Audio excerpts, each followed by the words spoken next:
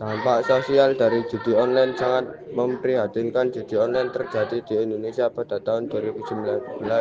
Terdapat 1.947 kasus perceraian yang diakibatkan oleh judi online. Meski sempat menurun di tahun 2020, tapi angka tersebut naik kembali pada tahun 2023. Ribuan anak berusia 11 hingga 19 tahun telah melakukan deposit judi. Mereka melakukan hal tersebut beralasan ingin mendapatkan uang dengan cepat. Banyak orang tergoda oleh janji kemenangan besar dengan usaha yang relatif kecil. Mereka percaya bahwa judi online adalah cara cepat mendapatkan uang.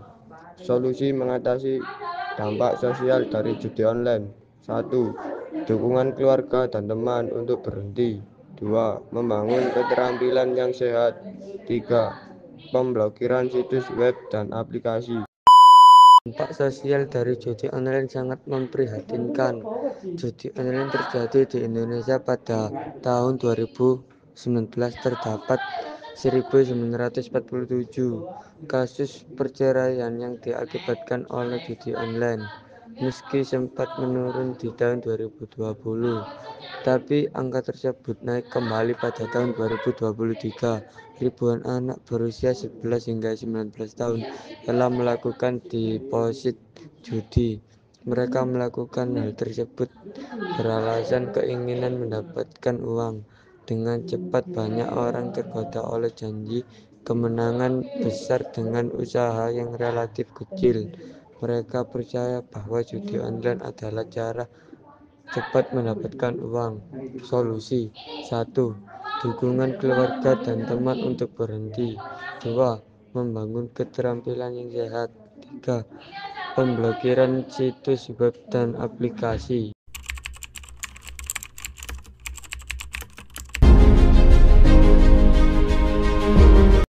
Halo semuanya, selamat datang di podcast kita hari ini. Kita akan membahas topik menarik nih tentang ruang publik virtual dan kredibilitas informasi digital.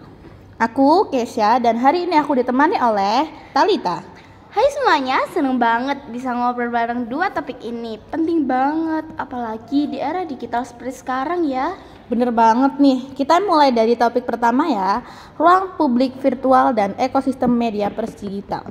Jadi ruang publik virtual ini adalah tempat di mana kita bisa berinteraksi, diskusi, dan berbagi informasi lewat platform digital. Betul, tapi nggak selamanya positif nih. Ada contohnya, kasus yang cukup memprihatinkan seperti kekerasan terhadap perempuan di media sosial. Menurut artikel di Sidun News, kasus ini mencakup pelanggaran privasi, cyber grooming, hingga ancaman penyebaran konten pribadi. Ya nih, dan salah satu penyebabnya adalah kurangnya literasi digital. Solusinya, menurutku nih, masyarakat perlu lebih diedukasi soal keamanan digital ya.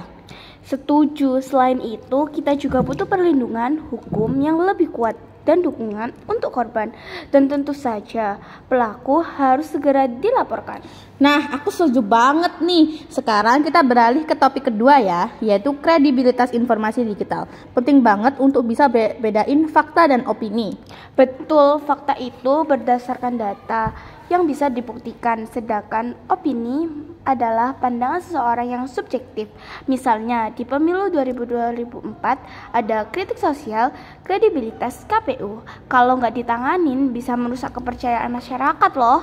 Iya, apalagi masalah seperti ini sering muncul karena kurangnya transparansi dan teknologi yang belum optimal. Solusinya, KPU harus meningkatkan teknologi dan memastikan sistemnya benar-benar bisa diandalkan. Dan jangan lupa, pelatihan dan penguatan aturan juga penting supaya kepercayaan publik bisa dipulihkan. Aku setuju banget. Jadi teman-teman, mari kita bijak menggunakan ruang publik virtual dan selalu cek kredibilitas informasi sebelum mempercayainya. Yup, karena masa depan dunia digital itu ada di tangan kita semua. Terima kasih sudah mendengarkan podcast kita hari ini. Sampai jumpa di episode berikutnya. Bye-bye.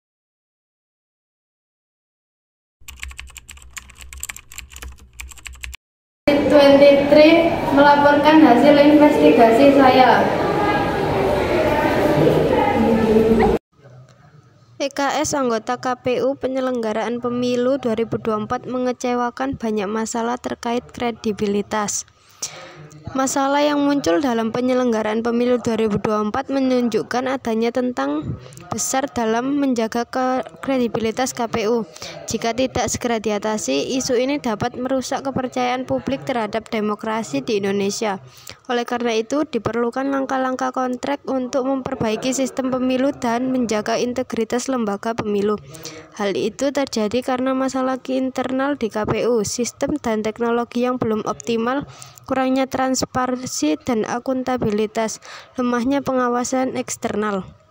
Solusi: 1. Penggunaan teknologi yang andal. 2. Peningkatan kapasitas dan pelatihan. 3. Penguatan peraturan dan prosedur. Investigator 7 akan melaporkan hasil investigasi saya. Kasus kekerasan terhadap perempuan di media sosial memprihatinkan. Analisis kasus. Kasus kekerasan terhadap perempuan di media sosial semakin memprihatinkan. Adapun pendekatan kejahatan ini berupa cybergrooming, konten ilegal, pelanggaran privasi, ancaman penyebaran foto atau video pribadi, pencemaran nama baik, hingga rekrutmen online, hingga ancaman secara daring. Kasus kekerasan terhadap perempuan banyak terjadi di media sosial. Kasus ini terjadi secara berkelanjutan dalam beberapa tahun terakhir. Hal itu dapat terjadi karena kurangnya literasi pada masyarakat, meningkatnya penggunaan media sosial, kurangnya kesadaran akan dampak psikologis. Solusi: 1. Edukasi dan literasi digital. 2. Perlindungan dan dukungan kepada korban. 3. Melaporkan pelaku kekerasan.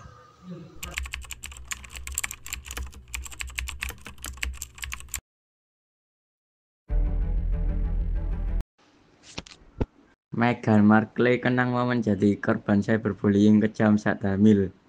Meghan Markle mengalami cyberbullying yang kejam di media sosial saat hamil, dengan serangan berupa komentar negatif, penyebaran informasi palsu, dan pelecehan pribadi. Pelaku melakukan tindakan ini karena anonimitas di media sosial, prasangka terhadap Meghan, dan kurangnya regulasi untuk mengatasi perilaku tersebut. Dampaknya sangat besar bagi Meghan, termasuk gangguan kesehatan mental dan keputusan untuk menghindari media sosial.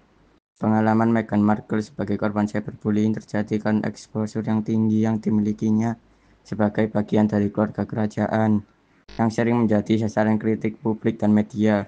Solusi: menghentikan interaksi dengan pelaku, menyimpan bukti-bukti, melaporkan ke pihak berwenang.